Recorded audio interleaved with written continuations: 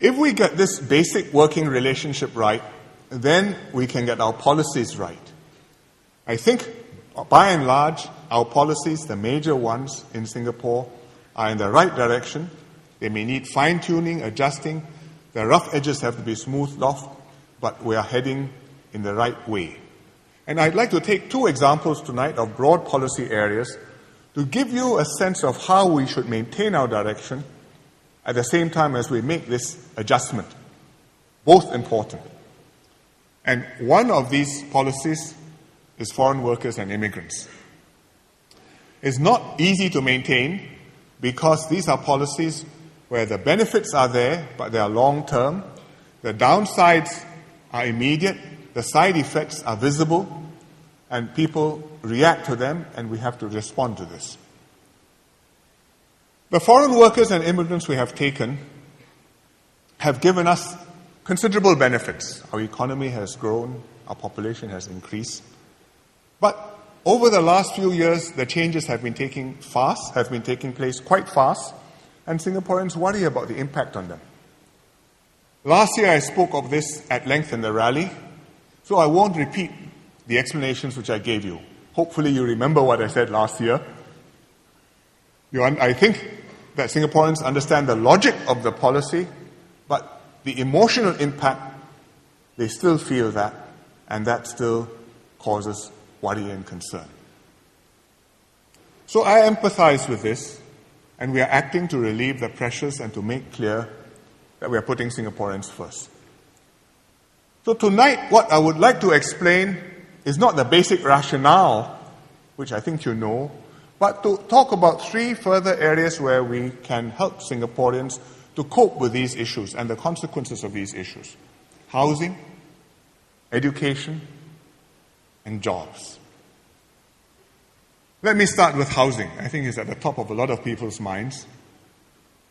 It's a key expression of putting Singaporeans first.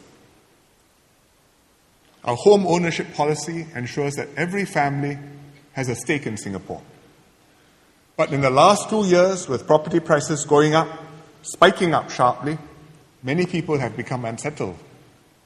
Young couples especially, because they want to get married, they want to book a flat, they want to start their family, and no flat means baby is put off. Or worse, they fear they will not be able to afford the homes when finally they get a flat. So HDB is building many more flats. This year, 25,000 BTO flats. And I think in recent tenders or recent BTO exercises, the ratio of applicants to flats has gradually been coming down. And we will keep on putting out the supply onto the market. One group who is most worried are those who are earning just below $8,000. It's just below the income ceiling, and they fear that they may breach the ceiling. There are more such couples now because people are getting married later, so they are applying for flats when they are more senior in their careers, so their incomes have gone up. There are more women who are working, so the family income has also gone up. And so they are quite worried, because if you're earning $7,500 and you get a promotion, you're not sure whether that's good news or bad news. Because you may get promoted to $8,500 and then you have to write an appeal to your MP. And before they get the HDB flat. We have been studying this for some time. So what we will do is we will raise the HDB ceiling for income per household from $8,000 to $10,000.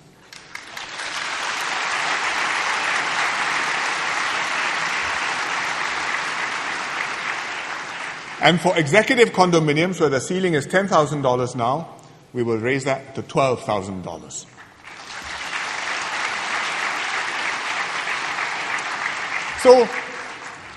So we will bring more people into the HDB net, and you don't have to worry so much. But the result of bringing more people into the HDB net is that there's going to be more demand for the BTO flats. So we've got to make sure that HDB builds enough flats to cope with this extra demand.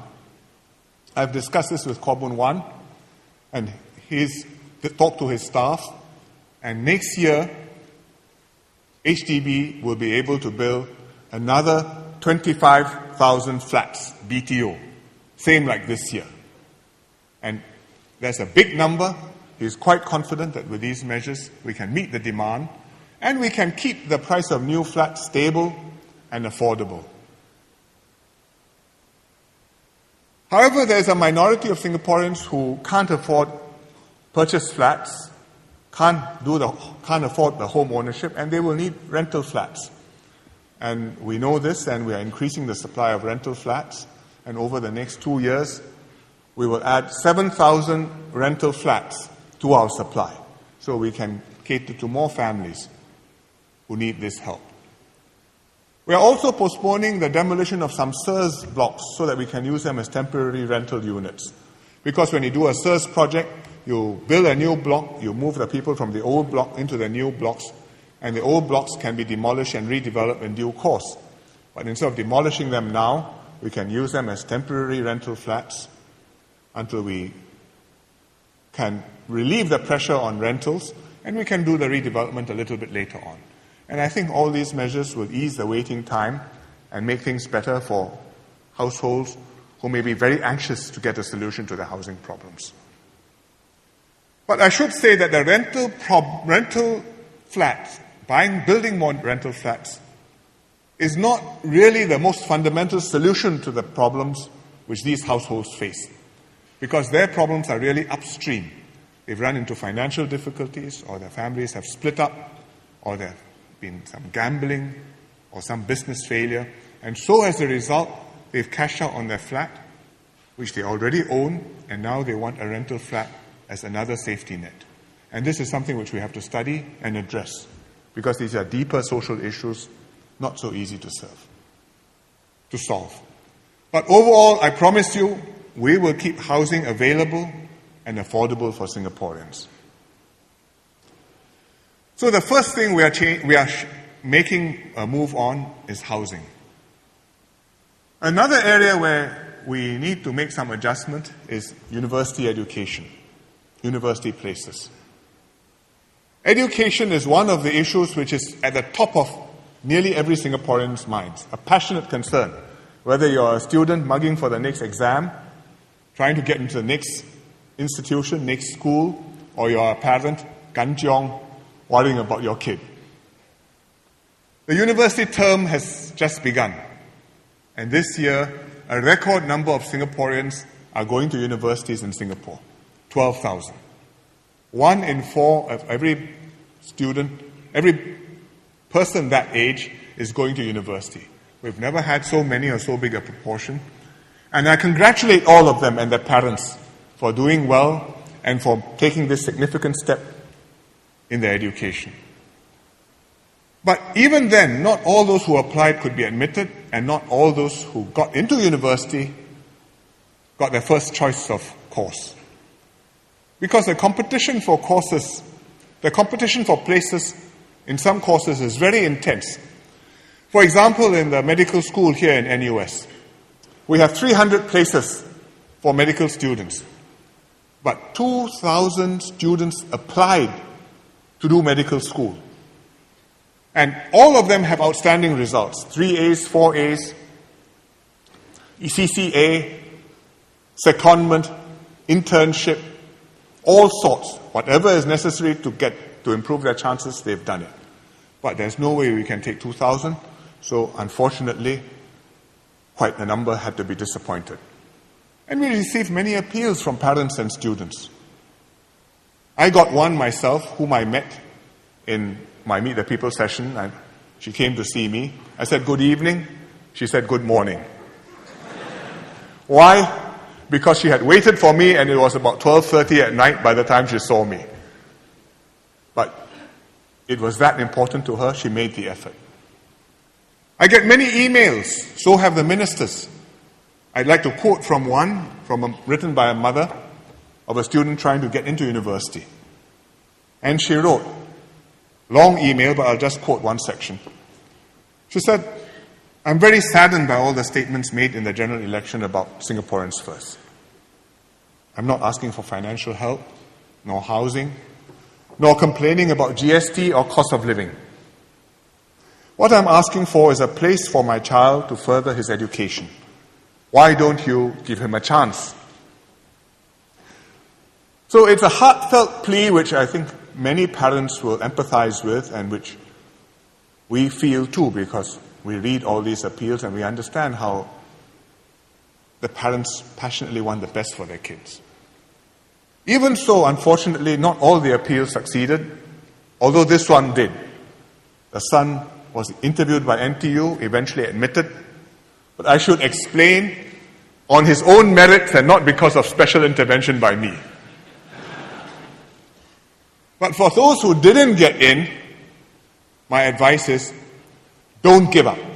There are many different pathways up. We are providing a good education for all our students. Whether or not you go to university, or you go to poly, or you go to the ITE, or you go to work, and later on you advance into the university, there are many opportunities to keep upgrading yourselves, not just once off, but all your lives. And whichever way you go, do your best, do well. Because that way you open up more opportunities, and that way I think you make it easier for us to help you. One unhappiness is the feeling that maybe foreign students have taken the place of locals in universities. Because our universities do take a proportion of foreign students. Right now they have about 18% foreign students. But I should say that these foreign students have not been at the expense of the local student intake, because we have steadily increased the number of places for Singaporeans in our universities. So if you look at it over the last 10 years, 10 years ago we only had 9,000 students in the universities, Singapore students, and now, as I told you just now, we have 12,000, more than ever. And it's the result of our investments, our programs to build, and our determination to provide as many places as possible for Singaporeans. And the best experience for the students who go to university, because there are many benefits for the local students to have foreign classmates. It prepares them better for the global workplace. It exposes them to the competition and spurs them to work harder and give their best. And quite often, the local and the foreign students will even partner and make new startups. And here's one example of a startup done by local and foreign students. And the company is called, NUS students, company is called BioMers. It produces translucent braces, orthodontic braces. So this is a thing they're making, and you can't see it on the teeth because it's meant to be invisible. So you can look beautiful or handsome even while you straighten your teeth. The key people in this project are 3 Singaporeans. The 2 girls in front, Renuga, who did the research, Karen, who was a research assistant, helped her to do it, both from NUS. And then Mervyn, who was also from NUS, knew of this, went to UK to study, and there he met George. And George is very interesting because George is a Canadian Greek. And the 2 of them developed the technology further to make it commercializable. And they came back and they started a company, and they brought in Bindu, who is also an NUS student, and he comes from India. And so this multinational team set up a startup. And the startup now has 26 staff, and more than half of this staff are Singaporeans. So when you have this international mix in our universities, it's good for our students. And we've got to keep on doing this, but we also have to strike the right balance between the local and the foreign students. We are at 12,000 Singapore students now at our universities, and we are going to expand the intakes further, considerably. Over the next 4 years, we will expand university intakes by 2,000 university places. And that's a lot of places because the whole of Singapore Management University only takes about 1,700 students. So we are talking about 1 extra SMU plus over the next 4 years. And all 2,000 students 2,000 places, will go to Singapore students. So by 2015, our universities will have 14,000 Singapore students, more than ever before.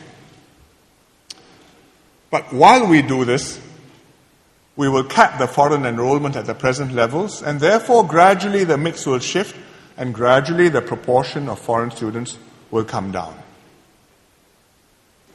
But this is not the end point, because we continue to develop beyond this, and beyond 2015, I believe that the universities should expand their enrollments further. Because the economy will need more graduates, and our schools and our polys are producing more students with good results. And many of our students passionately want to go to university and have the grades and the capability to benefit from the university education. And I think we should allow as many as possible to have that opportunity. So MOE is studying how best to do this. May not be just from expanding the existing universities. Maybe we have opened new routes. It's something which we should study further. But whether it's houses, whether it's university, whether it's jobs, which we are coming to next, we put Singaporeans first, but in an open-minded sort of way.